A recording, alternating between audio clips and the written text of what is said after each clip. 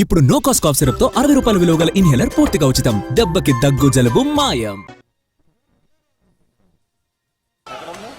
Follow అవుతూ వచ్చారు అదిగో.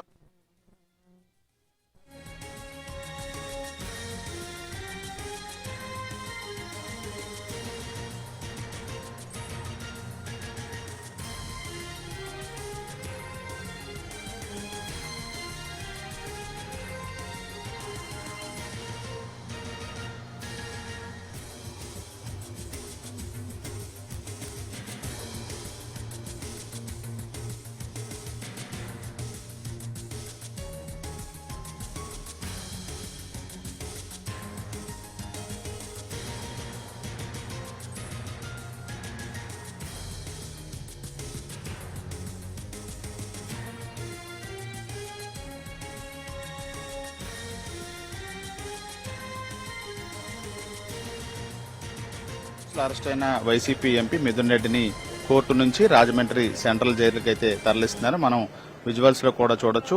పెద్ద ఎత్తున వైసీపీ నేతలు, మాజీ మంత్రులు, ఎమ్మెల్సీలు అందరూ కూడా ఏదైతే మిథున్ రెడ్డిని తరలిస్తున్న వాహనం ఉందో దాని దగ్గరకు వచ్చి పూర్తి స్థాయిలో ఆయనకి కలిసే ప్రయత్నం చేస్తా ఉన్నారు. పటిష్ట బందోబస్తు నడుమ రాజమండ్రి సెంట్రల్ జైలుకి మిథున్ రెడ్డిని అయితే తరలిస్తున్నారు. మనం విజువల్స్ లో కూడా చూడొచ్చు. పెద్ద ఎత్తున పార్టీ నేతలు, పోలీసు బందోబస్తు నడుమ ఆయన అయితే విజయవాడ కోర్టు దగ్గర నుంచి రాజమండ్రి సెంట్రల్ జైలుకి అయితే తరలిస్తున్నారు. ఆయనకి ఆగస్టు 1వ తారీఖు వరకు కూడా కోర్టు రిమాండ్ కూడా విధించిన నేపథ్యంలో నిన్నటి నుంచి ఆయన విజయవాడలోనే ఉన్నారు. నిన్న విచారణకు హాజరయ్యారు. ఆ తర్వాత విచారణకి హాజరైన తర్వాత అరెస్ట్ చేస్తుంటే ప్రకటించిన తర్వాత ఇవాళ ఆయనకి వైద్య పరీక్షలు నిర్వహించారు. వైద్య పరీక్షలు నిర్వహించిన తర్వాత కోర్టులో హాజరుపరిచారు.